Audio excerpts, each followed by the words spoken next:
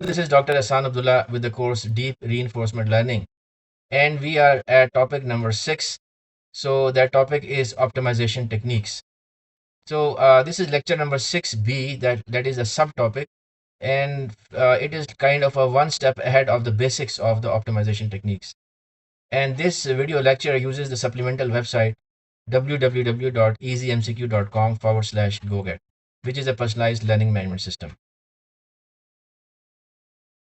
So we have adopted the approach of content delivery, and this is not like the conventional approach, which has been being used using slides, and it has numerous advantages, and some of those advantages are written in front of you in the slide. So please take a look at it, and you will know the benefits. And this learning management system, which I mentioned, the address is given in the green color URL, and the usage of this personalized learning management system is explained using 6 videos, and the location of those videos is given in blue color. So what are those advantages? It provides very powerful full text and basic text search, which are not there in leading LMS, and it also provides the end user with having any vision limitations to customize the interface. And furthermore, all the content is kind of available in a hierarchy in a drop down menus, which supports working and learning on a smart device with limited screen. Then it tracks your progress, so you know what you have done, what you need to do. And then of course there are online exams with online grading and averaging the results and letting you know what is your level of understanding. So we have used the approach of question and answer, which is more engaging, which is more proactive, and which promotes thinking. And of course, we have also used the traditional learning approach, where details are provided. So this is a blended learning mechanism, which is the best of both worlds. And these are the topics which are covered. And we are at topic number 6, which is the optimization techniques. And the details of this topic is in front of you. So we have these blocks of color which identify which concepts Q&A are covered in which topic. Say for example, lecture 6A shown in yellow covers the first 3 Q&A or the concept. Similarly, in green color is the next 3 Q&A, which is 6B and so on.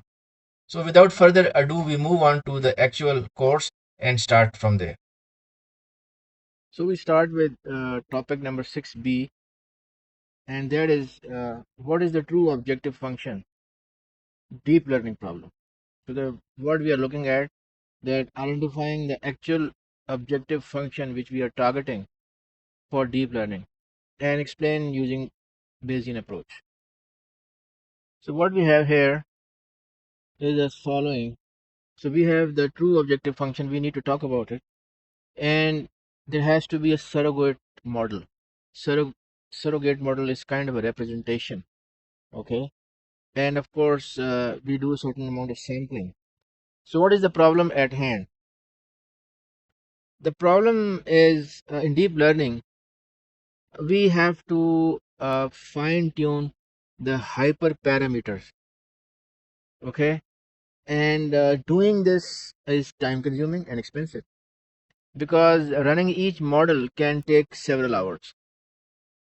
So the problem is that the true objective function maps these input settings to performance outcomes such as the validation accuracy. But the problem is that the true objective function is unknown and costly to evaluate for every input, because we don't know what the true objective function is. So there are many ways of addressing this problem, and Bayesian optimization is one of them, which uses a probabilistic surrogate model. Okay, and using that model, it estimates, it's not the exact, but it estimates what could be the objective function, okay, based upon the previously observed results. So basically making a prediction about what has been seen earlier. So in this diagram which is on your screen, let me zoom it. Okay, so the blue curve here, that represents the unknown but the true objective function. and the red crosses and the dots are the points that were sampled. Okay, and the black dotted line, this dotted line, black one, okay, with the purple shade, or this is the purple shade, shows the surrogate functions mean prediction and uncertainty. So this is the mean prediction and this is the amount of uncertainty. So we have and something called as an acquisition function that helps to choose the next point to evaluate. Okay, by balancing the exploration versus the exploitation. So we'll discuss more about them. So this process, okay, help us do what? It helps us find better performing inputs efficiently. So it takes us as close as possible to this blue line and with fewer evaluations than this random grid search, which is very expensive and time consuming. So what we will be discussing here is the true objective function, because that helps us do the mapping, and the surrogate model, which is not the actual one, but it makes a prediction about the actual, and then about the sampling. So what we have is the true objective function will link the input values to the model performance.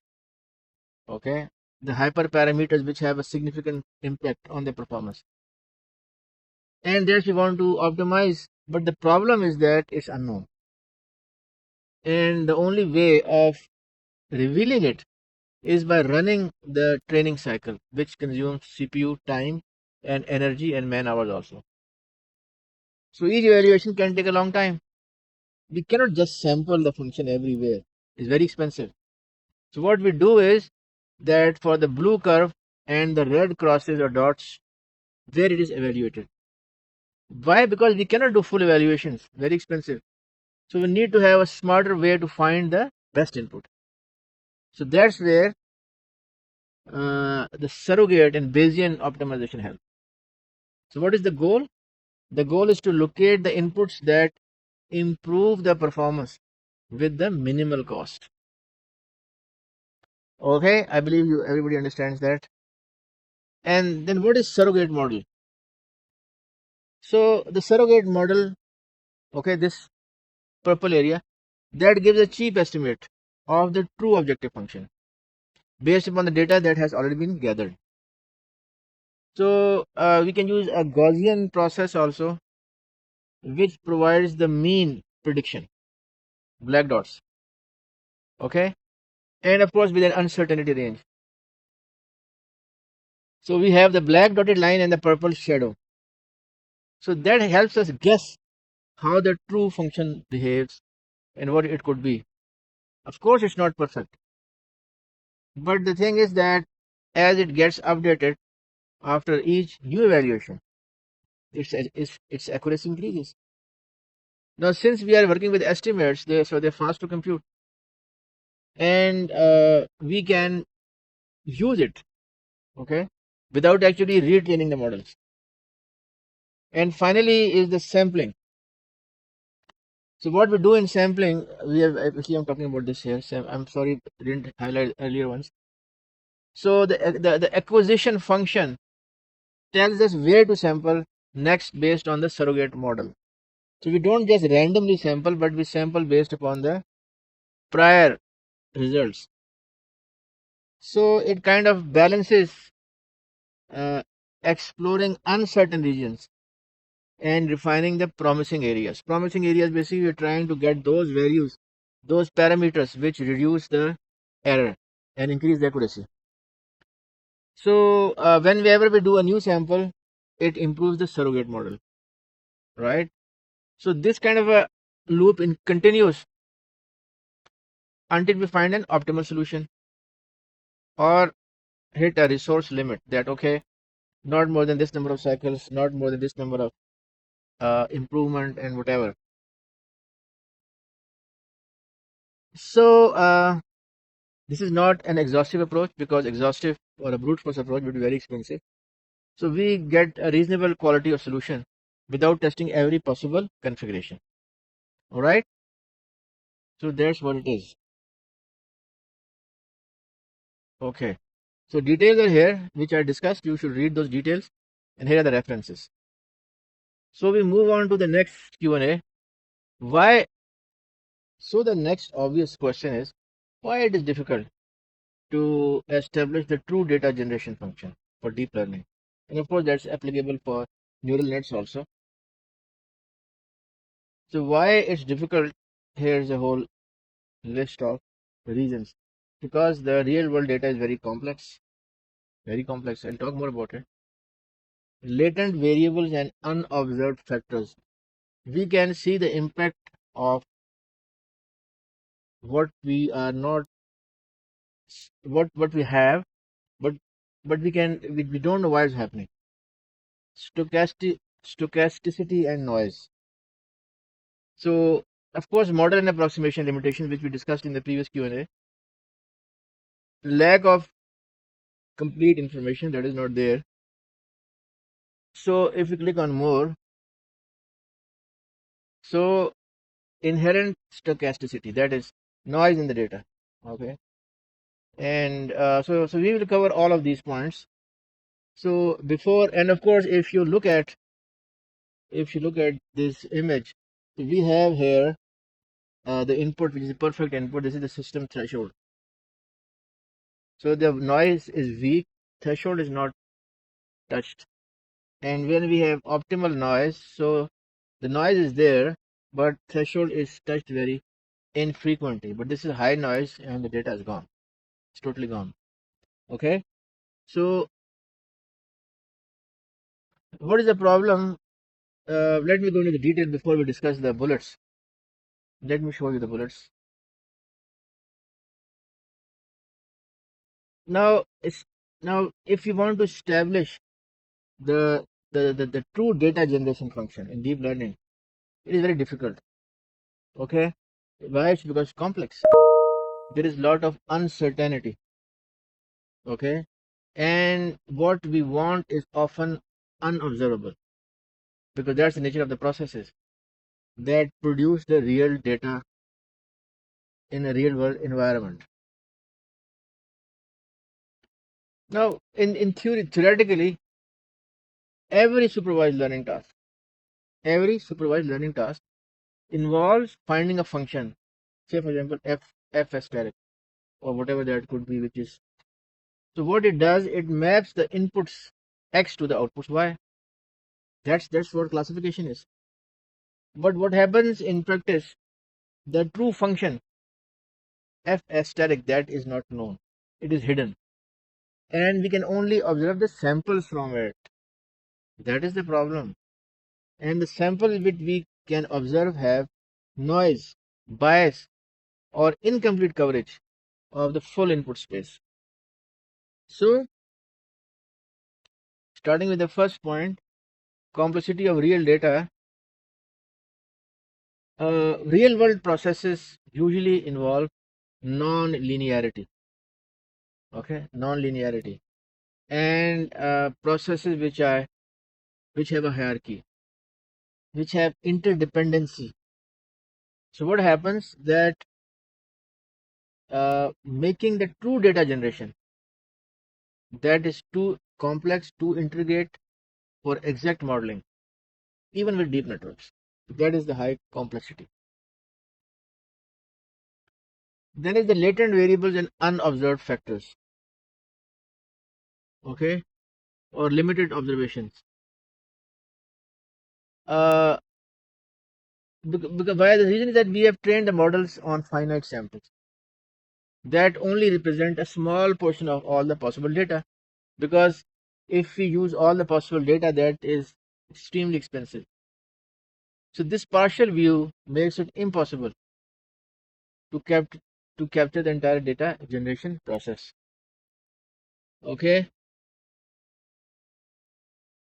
and then is the noise. Real world data often has measurement errors, often has missing values, or often has randomness. Okay, So what it does, it makes the underlying structure distorted, and it distorts the signal, and the true function gets hidden, as I showed you in the picture. Then is the infinite hypothesis also. So what is the infinite hypothesis?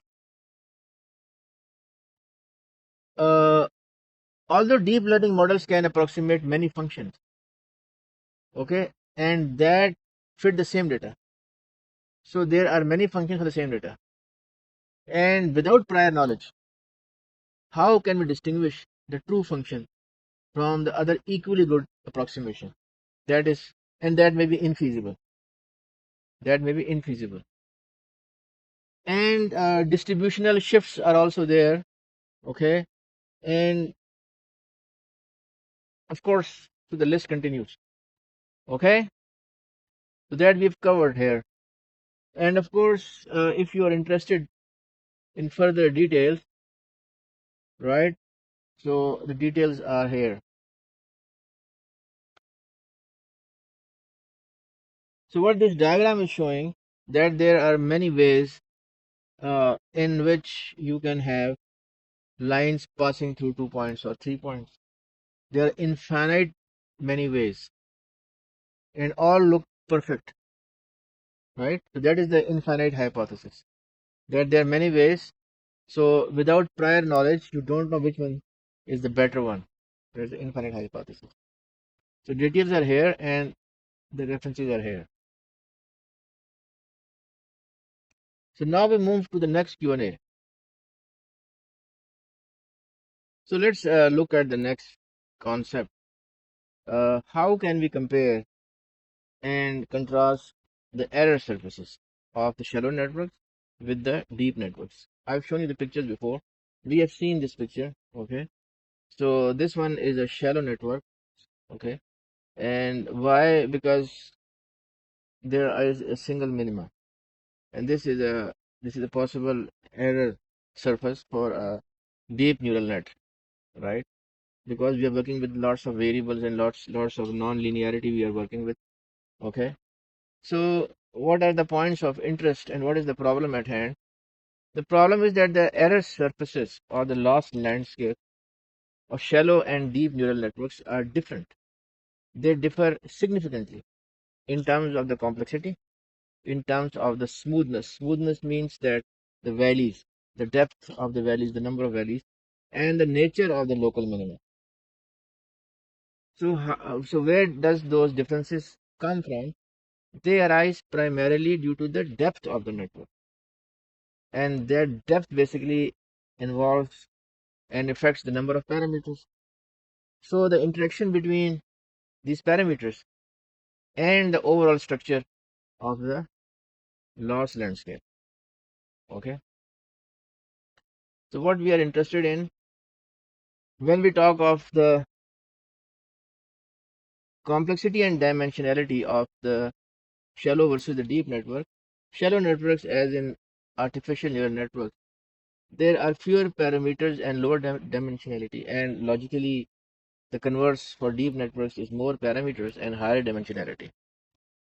For the shallow network, there are fewer local minima, less, and of course fewer saddle points. Both are nonlinear, that is sure for sure. For deep networks, there are numerous local minima, and there are saddle points also. So how can we basically, when we look at the complexity and dimensionality, so shallow networks typically have fewer layers and parameters. So the error surface is shallow networks is generally less complex with fewer local minima and the saddle points, as opposed to, and of course, the error surface of shallow networks exists in a lower dimensional space. Why? Because there are less parameters, and because of these less parameters, that lower dimensionality results in simpler loss landscape. That, of course, is easier to optimize. Remember my example of a blind person descending in a valley or descending stairs. And for deep networks, there are more parameters. There are more parameters, and of course, there are more parameters and there are more layers also. And this increase in parameters lead to a fairly more complex error surface with higher dimensionality. And when there's higher dimensionality, the error surface of deep network, okay, leads to more rugged landscape. Rugged means that there are more valleys and dips and peaks. Okay, so technically speaking, there are many local minima, there are saddle points, there are plateaus, which makes optimization more difficult. Okay, local minima and saddle points. Shallow networks there, as we discussed, as I've showed you, as you can see also, there are they are more likely to have smaller number of local minima. The parameters are less also, and these minima can often be more easily avoided and escaped also using just basic optimization techniques like gradient descent. There are also fewer saddle points in shallow networks, leading to a smoother error surface that is easier to navigate automatically. Now, in deep networks, there, as we know and as we see, there are numerous local minima due to their higher dimensionality. However, these local minima are good in double quotes, in the sense that they have similar loss values. So these are not the best ones, but they're close to the global minimum. Now, deep networks, as opposed to shallow networks, have numerous saddle points. What is a saddle point? Where the gradient is zero but are not minimum. They're not minimum. So these saddle points can significantly slow down optimization because the gradient based methods, they can easily get stuck or take a longer time, right? So here we go. So for further details, I strongly suggest you to read all of this material. Understand it's very straightforward, and these are the references for further reading.